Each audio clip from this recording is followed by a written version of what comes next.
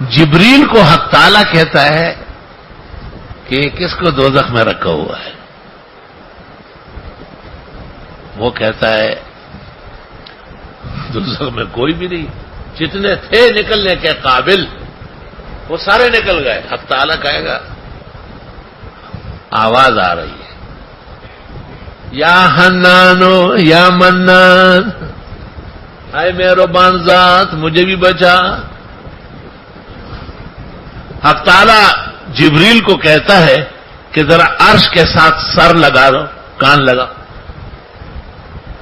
عرش پانی آواز ورخت ہے، یا خدا یا۔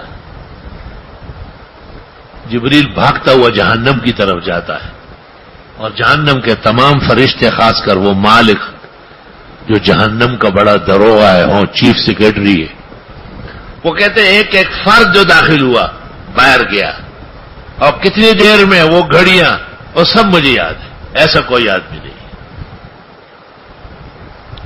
پھر جبریل بارگاہ الہی میں پیش ہوتا ہے استغاثہ لے کر۔ حق تعالیٰ کہتے ہیں کان لگا، عرش کے ساتھ کان لگا،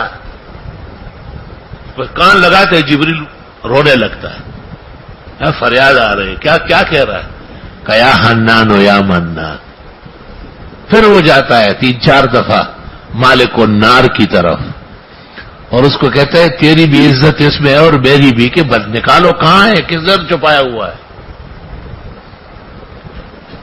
جہنم کے تمام داروغے اور جتنے ذمہ دار ہیں وہ سب کے سب معذرت کریں گے، لا علمی ذکر کریں گے۔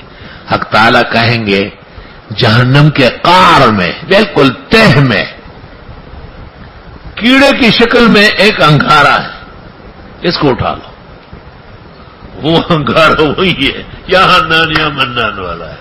لا الہ الا اللہ، خدا تو بڑا ہے، تجھ سے کوئی بڑا نہیں ہے۔ تمام کے تمام علم نفی، سارے ملائک اور سارے ذمہ داران۔ امام اعظم نے مسند کے اندر، امام اعظم میں یہ واقعہ نقل ہے، امام کے ابو حنیفہ کی روایت میں، یا حنان و یا منان، کیا زبردست وظیفہ ہے، یا حنان و یا منان۔ تو آگ میں جھلس کے وہ انگارہ بن گیا، انگارہ جھلس کے مڑ گیا، مڑنے کے بعد اس کی شکل ایک کیڑے کی ہو گئی، کیڑا بھی بالکل پتھر جیسے، اور پتھر بھی جیسے آگ کا حصہ جیسے، اور وہاں سے آواز اب بھی آ رہی ہے، یا حنان و یا منان۔ ایمان بسیط ہے، آخر کار ایک نہ ایک دن نجات دلا کے رہے۔ دعا کو قبول کرانے والی اسم اعظم بتاتا ہوں آپ حضرات کو۔ حضور صلی اللہ تعالی علیہ وسلم نے اللہ تعالیٰ کے 99 ناموں میں سے 4 نام کے اندر فرمایا، خدا کی قسم، حضور فرماتے ہیں والذی نفسی بیدہ، اور جو روایت پیش کر رہا ہوں یہ ترمذی شریف میں بھی ہے، ابو داؤد شریف میں بھی ہے، نسائی شریف میں بھی ہے، اور سید محمود بغدادی نے تفسیر روح المعانی میں اس کو بیان کیا۔ فرماتے ہیں حضور صلی اللہ علیہ وسلم کہ والذی نفسی بیدہ، خدا کی قسم جس کے قبضے میں محمد صلی اللہ علیہ وسلم کی جان ہے، جو لوگ ان 4 ناموں سے دعائیں مانگیں گے ان کی دعا قبول کی جائے گی، اور جو کچھ بھی مانگیں گے ان کو رد نہیں کیا جائے گا۔ اس کے بعد اس پوری اب بات سنیے۔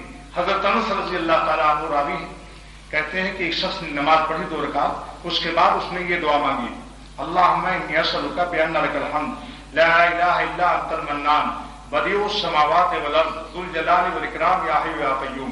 یعنی اس نے اللہ کے 4 نام اس میں لیے۔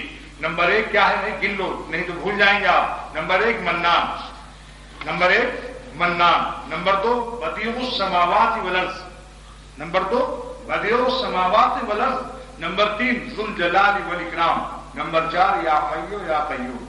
جب یہ سنا صحابی سے تو سرور عالم صلی اللہ تعالی وسلم نے فرمایا والذی نفسی بیدہ، قسم ہے خدا تعالیٰ کی جس کے قبضے میں محمد صلی اللہ علیہ وسلم کی جان ہے، لقد دعا اللہ باسمہ الاعظم، اس صحابی نے اللہ کے اسم اعظم سے دعا کی، الذی اذا سئل بہ اعطی، جب اس سے سوال کیا جاتا ہے تو اللہ دے دیتا ہے، واذا دعی بہ اجاب، اور جب اس سے مانگے گا اللہ تعالیٰ اس کو عطا فرمائیں گے۔ تو جس کے اسم اعظم ہونے پر نبی نے قسم اٹھائی، اب اس سے بڑی کیا چیز ہے دوستو، لوٹ لو، یہ خزانے ہیں اللہ کے نام کے۔